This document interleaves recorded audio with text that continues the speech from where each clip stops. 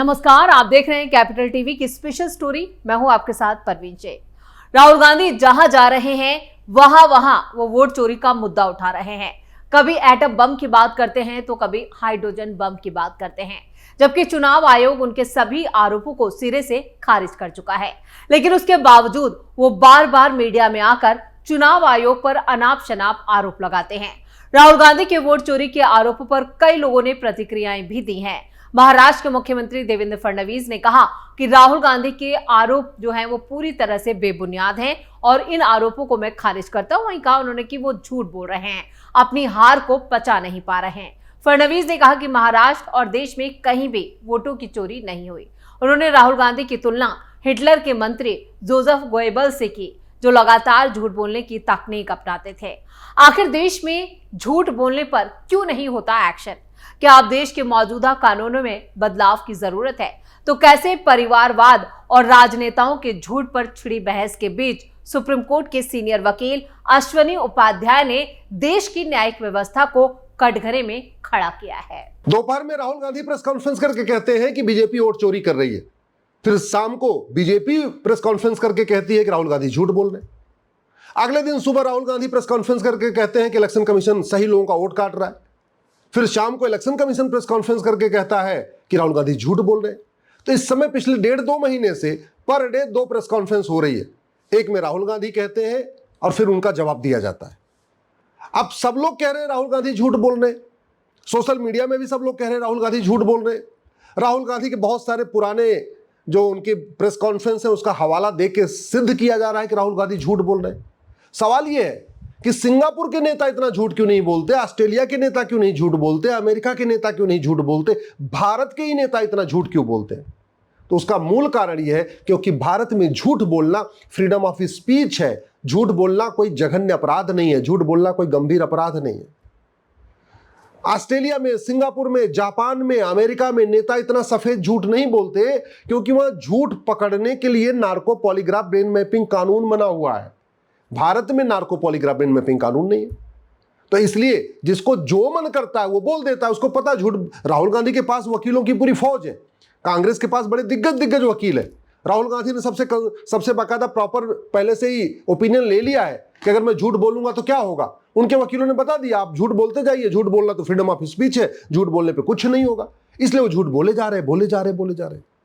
सच्चाई ये है कि भारत को लगभग 100 परिवारों ने बर्बाद किया है। भारत की जो बदहाली है, जो भारत इस समय फटेहाल है, जो भारत की दुर्दशा है, जो भारत के ऊपर 225 लाख करोड़ का कर्जा है, इसके लिए 100 परिवार जिम्मेदार है। एक परिवार दिल्ली वाला है जिसके बारे में आप देख ही रहे, रोज प्रेस कॉन्फ्रेंस हो रही है। दो परिवार आंध्रा तेलंगाना में है जिन्होंने आंध्रा और तेलंगाना को बर्बाद कर दिया। एक परिवार तमिलनाडु में है जिसने पूरे तमिलनाडु को बर्बाद कर दिया, कई सालों से सत्ता में। एक परिवार असम में है जिसने असम को लूटा बांटा और असम की पूरी डेमोग्राफी बदलवा दिया, वहां रोहिंग्या बांग्लादेशियों को पूरा ले आके सेटल कर दिया। 2-3 परिवार हरियाणा में है जिन्होंने लगातार जुमलेबाजी करके हरियाणा पे सत्ता बनाए रखी और हरियाणा को लूटते रहे। एक परिवार बिहार में है जो पिछले कई दशकों से लगातार लूट रहा है बिहार में जंगल राज भी कायम कर रखा है जिसने। 2 परिवार उत्तर प्रदेश में है जो जाति का जहर घोल के सत्ता में आते हैं और उसके बाद लूटते हैं खजाना, पूरा सरकारी खजाना लूट लेके अपना जो है ऑस्ट्रेलिया में फार्म हाउस बनवा लेते हैं और लंदन में जाके बंगलो खरीद ले रहे। मध्य प्रदेश में 2 परिवार है जिन्होंने मध्य प्रदेश को लूटा। 2 परिवारों ने छत्तीसगढ़ को लूट लिया। 2 परिवारों ने पूरे गोवा को लूटा। 2 परिवारों ने हिमाचल को लूटा है। 2 परिवारों ने कश्मीर को लूटा, कश्मीर को बांटा, आतंकवादियों को मदद किया, अलगाववादियों को प्रोटेक्ट किया। 2 परिवार कश्मीर में है। एक परिवार झारखंड में है, पूरे झारखंड को लूट रहा है, झारखंड की डेमोग्राफी बदल रहा है, रोहिंग्याओं की मदद कर रहा है, बांग्लादेशियों की मदद कर रहा है, धर्मांतरण कराने वाले मिशनरियों की मदद कर रहा है। ऐसे ही कर्नाटक में 2 परिवार हैं जो लगातार कर्नाटक को लूट रहे, बांट रहे, कर्नाटक को खा रहे। 2 परिवार महाराष्ट्र में है। एक परिवार उड़ीसा का है जिसने उड़ीसा को पूरा लगातार बदहाल बना के रखा, उसको पिछड़ा राज्य बना के रखा। 2 परिवार पंजाब में है, पूरे पंजाब को उन्होंने नशे के अंदर जाके ढकेल दिया। 100 परिवार हैं, मात्र 100 परिवार हैं जो पूरे भारत को बर्बाद करने पे तुले हुए हैं। लेकिन हमारा कानून, हमारी न्यायिक व्यवस्था, हमारा सुप्रीम कोर्ट इन 100 परिवारों को कुछ नहीं कर पा रहा। 70,000 करोड़ का कॉमनवेल्थ घोटाला हुआ था, उसमें 2-4 प्यादे पकड़े गए, दो कुछ मंत्री संतरी पकड़े गए, लेकिन 70,000 करोड़ का घोटाला हुआ किसके इशारे पे हुआ था? उसमें कुछ नहीं हुआ, उस परिवार को कुछ नहीं हुआ। 1,76,000 करोड़ का 2G घोटाला हुआ, बस बाबू पकड़ लिए गए, सचिव पकड़ लिए गए, कमिश्नर पकड़ लिए गए, लेकिन जो मास्टरमाइंड थे परिवार, उनका कुछ नहीं हुआ। 1,86,000 करोड़ का कोयला घोटाला हुआ, उसमें भी बस वही नौकर साहब पकड़े गए, सचिव को पकड़ लिया, एडिशनल सेक्रेटरी को पकड़ लिया, 2-4 और बाबू पकड़ लिया, लेकिन जो मास्टरमाइंड थे उनका कुछ नहीं हुआ। कड़वी सच्चाई है कि 500 साल में जितना मुगलों ने लूटा था भारत को, अंग्रेजों ने उतना 200 साल में लूट लिया था। और जितना मुगलों और अंग्रेजों ने 700 साल में लूटा, इन 100 परिवारों ने पिछले 75 साल में उतना लूटा है। यह कड़वी सच्चाई है।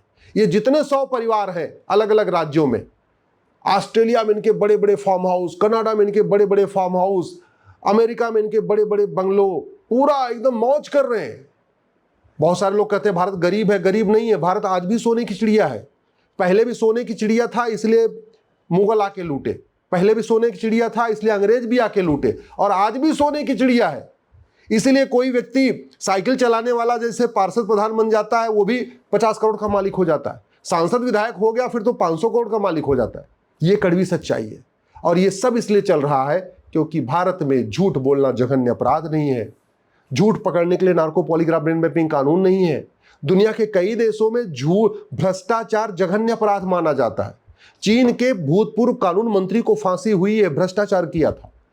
चीन के कंपनी के जीएम को फांसी हुई है, थोड़ा सा ठेकेदार से पैसा ले लिया था। और यहां भ्रष्टाचार एक सामान्य शिष्टाचार हो चुका है।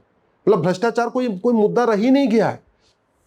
और ये जो 100 परिवार है, ये गरीबी हटाने का नारा देंगे, भूखमरी खत्म करने की बात करेंगे, फिर मुफ्तखोरी को बढ़ावा देंगे, जी मैं तुम्हें स्कूटी दे दूंगा, मैं तुम्हें लैपटॉप दे दूंगा, मैं तुम्हें कंप्यूटर दे दूंगा, मैं फलाने ढिकाने कर दूंगा। अल्टीमेटली टैक्स पेयर को लूट के और इलेक्शन के पहले मुफ्तखोरी का वादा करते हैं। ये जो 100 परिवार हैं, ये कोई इसमें लोहियावाद की बात करेगा, कोई जो है अम्बेडकरवाद की बात करता है, कोई पेरियारवाद की बात करता है, कोई गांधीवाद की बात करता है, ये सब करते हैं। लेकिन भारत में रिफॉर्म कैसे होगा उसकी कभी बात ही नहीं करते। दुर्भाग्य यह है, आम जनता इन 100 परिवारों के जुमलों से दिग्भ्रमित हो चुकी है। आम जनता इन 100 परिवारों के पे यकीन करती रही और उस यकीन का इन्होंने फायदा उठाया। खूब लूटा, बच्चों को यहाँ विदेश भेजा, यहाँ भेजा, वहां भेजा, खुद के अपने चार्टर्ड प्लेन बना लिए, सब कुछ कर लिया। अब समाधान क्या है? समाधान यह है कि सबसे पहले ये 1950 का घटिया रिप्रेजेंटेशन ऑफ पीपल एक्ट बदला जाए। 1950 और 51 में जो कानून घटिया बना था, जिसकी वजह से इलेक्शन पूरी तरीके से धोखा हो चुका है, इसको बदला जाए। समाधान दूसरा क्या है? पॉलिटिकल पार्टियों के लिए कोई कानून ही नहीं है। मैंने भी PIL फाइल किया कि भैया सुप्रीम कोर्ट के लिए सुप्रीम कोर्ट रूल है, हाई कोर्ट कैसे चलेगा उसके लिए हाई कोर्ट रूल है, पार्लियामेंट कैसे चलेगा उसके लिए पार्लियामेंट ऑफ बिजनेस रूल है। और पूरा जो देश पॉलिटिकल पार्टी चलाती है, जो पॉलिटिकल पार्टी ये तय करती है कौन प्रधानमंत्री बनेगा, कौन गवर्नर बनेगा, कौन राष्ट्रपति बनेगा, कौन उपराष्ट्रपति बनेगा, क्या मैनिफेस्टो बनेगा, कौन सा बिल बनेगा, कौन सा कानून बनेगा, उन पॉलिटिकल पार्टी को कोई कानून ही नहीं है। तो कम से कम कानून तो बने। पॉलिटिकल पार्टियों ने सबके लिए कानून बनाया, अपने लिए कानून ही नहीं बनाया। नेताओं ने अपने लिए कोई कानून नहीं बनाया कि हाँ पॉलिटिकल पार्टियों के लिए कानून होना चाहिए। तो एक सबसे पहले पॉलिटिकल पार्टियों के लिए कानून होना चाहिए। पॉलिटिकल पार्टियां RTI के दायरे में लाई जाए। सबसे बड़ी बात, जिस दिन हम भ्रष्टाचार को जघन्य अपराध घोषित कर देंगे, कालाधन बेनामी संपत्ति को पकड़ने का सबसे अच्छा तरीका है कि 50,000 रुपए से महंगी संपत्ति आधार से लिंक कर दे। इसको लिंक करते ही ये 100 जो पॉलिटिकल परिवार हैं, ये भारत छोड़ के भाग जाएंगे। ऐसा नहीं कि बाहर जा कहीं झुग्गी में रहेंगे। इनके बड़ी बड़ी कोठियां हैं, इनके बड़े बड़े बंगलो हैं, इनके बड़े बड़े फार्म हाउस हैं, इनको रहने में कोई दिक्कत नहीं है। इन्होंने भारत में कम प्रॉपर्टी बनाई है, विदेशों में ज़्यादा प्रॉपर्टी बनाई है, क्योंकि भारत की प्रॉपर्टी तो पकड़ में आ जाएगी। विदेशों वाली प्रॉपर्टी कोई पकड़ने जा नहीं रहा, कोई देखने जा नहीं रहा, कोई वीडियो बना के शेयर तो करने जा नहीं रहा। हालांकि यहाँ भी इनके पास बड़ी बड़ी प्रॉपर्टियाँ हैं, लेकिन यहाँ वाली प्रॉपर्टी मौसी के नाम, बुआ के नाम, चाचा के नाम, फूफा के नाम, नौकर के नाम, ड्राइवर के नाम, अपने धोबी के नाम, अपने ऐसे अलग अलग नाम से रखी हुई है। तो यहाँ वाली भी पकड़नी मुश्किल है। लेकिन विदेशों वाली प्रॉपर्टी इनके खुद के बाल बच्चों के नाम पे, और इसलिए ये यहाँ से छोड़ के भाग जाएंगे। बस समाधान यही करना पड़ेगा कि आपको 100 रुपए से बड़ी नोट बंद करना पड़ेगा। आपको राजनीति को नो प्रॉफिट नो लॉस बनाना पड़ेगा। जब तक राजनीति फायदेमंद धंधा है, तब तक ये 100 पॉलिटिकल परिवार देश को बर्बाद करते रहेंगे, झूठ बोलते रहेंगे। ये अच्छा, ये 100 पॉलिटिकल परिवार अगर भारत छोड़ के भाग जाए, तो मैं कहता हूं भारत में जातिवाद खत्म हो जाएगा। अल्टीमेटली जाति का जहर घोलने वाले 100 परिवार है। ये 100 पॉलिटिकल परिवार भारत छोड़ के भाग जाए, भाषावाद खत्म हो जाएगा। ये मराठी बनाम हिंदी, तमिल बनाम हिंदी, असमी बनाम हिंदी, बंगाली बनाम हिंदी, जो झगड़े लगाने वाले यही 100 परिवार हैं। इन्हीं, ये बोले चाहे ना बोले, इन्हीं के इशारे पे इनके जो प्यादे होते हैं ना, इनके जो नेता छुट भैये होते हैं, वही वो हंगामा शुरू करते हैं। ये 100 परिवार भाग जाएं, भारत में जातिवाद खत्म हो जाएगा। ये 100 परिवार भारत छोड़ के भाग जाएं, भाषावाद खत्म हो जाएगा। ये 100 परिवार भारत छोड़ के भाग जाएं, क्षेत्रवाद खत्म हो जाएगा। ये 100 परिवार के भारत छोड़ के भाग जाएं, अलगाववाद खत्म हो जाएगा। ये 100 परिवार अगर भाग जाएं भारत छोड़ के, माओवाद खत्म हो जाएगा, नक्सलवाद खत्म हो जाएगा, जिहाद खत्म हो जाएगा। ये 100 परिवार भारत छोड़ के भाग जाए, मैं कह रहा हूं मिशनरियां अपने आप भारत छोड़ के भाग जाएंगी। वो इन्हीं 100 परिवार के भरोसे भारत में बैठी हुई है।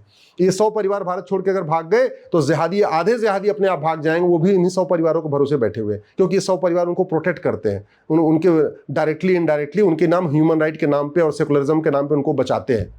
अब ये 100 परिवार भागेंगे कैसे? भागने का तरीका मैं आपको बता रहा हूं। भागने का एक ही तरीका है, 100 रुपए से बड़ी नोट बंद कर दे, काला धन खत्म, 5,000 रुपए से महंगे सामान का कैश लेन देन बंद कर दे, और उसके बाद 50,000 रुपए से महंगी प्रॉपर्टी को आधार से लिंक कर दे। काला धन, बेनामी संपत्ति, आय से अधिक संपत्ति 100% जब्त करने और भ्रष्टाचारियों को फांसी देने के लिए कानून बना दे। मैं गारंटी के साथ कहता हूं ये 100 परिवार भाग जाएंगे, और इन 100 परिवार के भागते ही अगले 5 साल में राम राज्य आ जाएगा। इन 100 परिवारों के भागते ही अगले 5 साल में भारत विश्वगुरु बन जाएगा। इन 100 परिवारों के भागते ही अगले 5 साल में कश्मीर से कन्याकुमारी और कच्छ से कामरूप तक ईमानदारों की सरकार बन जाएगी, राष्ट्रवादियों की सरकार बन जाएगी। ये पाखंडियों के भागते ही आधी समस्या खत्म हो जाएगी। तो सबसे जरूरी है इन पाखंडियों को भारत से भगाना, और तरीका उसका यही है। पुलिस रिफॉर्म करना पड़ेगा, जुडिशियल रिफॉर्म करना पड़ेगा, एडमिनिस्ट्रेटिव रिफॉर्म करना पड़ेगा, इलेक्शन रिफॉर्म करना पड़ेगा, करप्शन को जघन्य अपराध घोषित करना पड़ेगा, काला ये नार्को पॉलीग्राफ ब्रेन मैपिंग कानून बनाना पड़ेगा, तो उसके लिए एविडेंस एक्ट बदलना पड़ेगा। भ्रष्टाचार को जघन्य अपराध घोषित करने के लिए बीएनएस को बदलना पड़ेगा।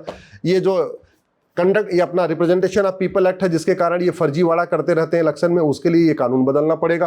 राजनीतिक पार्टियों को 100% कैशलेस करना पड़ेगा। एक माननीय प्रधानमंत्री जी केवल एक काम कर दे कि कोई भी पॉलिटिकल पार्टी अब 1 रुपए कैश में चंदा नहीं ले पाएगी, न 1 रुपए कैश में खर्च कर पाएगी। पॉलिटिकल पार्टियां 100% डिजिटल हो जाएंगी। इतना करते ही मैं कह रहा हूं इनकी आधी दुकान ऐसे बंद हो जाएगी। ये आधे सांप के तरीके से ना ये छटपटाना शुरू कर देंगे। अभी तो इनकी मस्ती चल रही है, कुछ भी आरोप लगा रहे, कुछ भी प्रत्यारोप, और झूठ को गंभीर अपराध घोषित करना, झूठ पकड़ने के लिए नार्को पॉलीग्राफ ब्रेन मैपिंग कानून बनाना। मैं गारंटी के साथ कहता हूं, जिन कानूनों की बात मैं कर रहा हूं, अगर इन कानूनों को बना दिया जाए, ये सारे के सारे 100 पॉलिटिकल परिवार साल भर के अंदर भारत छोड़ के भाग जाएंगे। और जब भारत छोड़ के भाग जाएंगे, उत्तर से दक्षिण, पूरब से पश्चिम तक राष्ट्रवादी सरकार बनेगी, ईमानदारों की सरकार बनेगी, सनातन हित में काम करने वाली सरकार बनेगी। फिर भारत में राम राज्य आएगा, फिर भारत विश्व गुरु बनेगा, फिर परम वैभव का लक्ष्य प्राप्त होगा। जब तक ये 100 परिवार भारत में बने हुए हैं, ये झूठ बोल के जाति, भाषा, क्षेत्र का जहर घोलते रहेंगे, अगड़े पिछड़ों को लड़ाते रहेंगे, दलित बनाम संवर्ण करते रहेंगे, क्योंकि इनकी दुकान उसी से चलती है। तो इनका समाधान एक ही है, कानून बदला जाए। नेपो किट के मुद्दे पर नेपाल में सत्ता चली गई। जेनजी के गुस्से की आग में प्रधानमंत्री की कुर्सी मिट्टी में मिल गई। मंत्रियों को लोगों ने दौड़ा दौड़ा कर पीटा। वैसे नेपोटिज्म यानी भाई भतीजावाद या परिवार तो देश में भी रच बस गया है। देश की कोई राजनीतिक पार्टी इससे अछूती नहीं है, खासतौर से कांग्रेस पार्टी। नेतागिरी में बाप दादा के नाम पर आज भी ये राजनीतिक दल फल फूट रहे हैं। एसोसिएशन फॉर डेमोक्रेटिक रिफॉर्म्स यानी एडीआर ने देश भर के पॉलिटिकल नेपो किट का एक डेटा जारी किया, जिसमें बताया गया कि लोकसभा, राज्यसभा, विधानसभा और विधान परिषद में कितने वंशवादी परंपरा से कुर्सी आसीन है। रिपोर्ट के मुताबिक देश में 5,204 सांसद, विधायक और विधान पार्षद हैं, जिनमें 21% राजनीतिक परिवारों से आते हैं। लोकसभा में सबसे ज्यादा 31%, राष्ट्रीय दलों में 20% मौजूदा प्रतिनिधियों की बैकग्राउंड जो है वो वंशवादी है, जिनमें सबसे ज्यादा 32% कांग्रेस से हैं और बीजेपी से भी 18%। मार्क्सवादी कम्युनिस्ट पार्टी में वंशवादी सबसे कम है, सिर्फ 8%। बिहार में यह आंकड़ा 27% पहुंच जाता है। तो ऐसे में इसको बदलने की और नए कानूनों की दरकार है, जो सुप्रीम कोर्ट के सीनियर वकील अश्वनी उपाध्याय भी कह रहे हैं। स्पेशल स्टोरी में इतना ही। वीडियो कैसा लगा कमेंट करके अपनी राय जरूर दें। वीडियो को लाइक करें, शेयर करें और कैपिटल टीवी को सब्सक्राइब जरूर करें। धन्यवाद।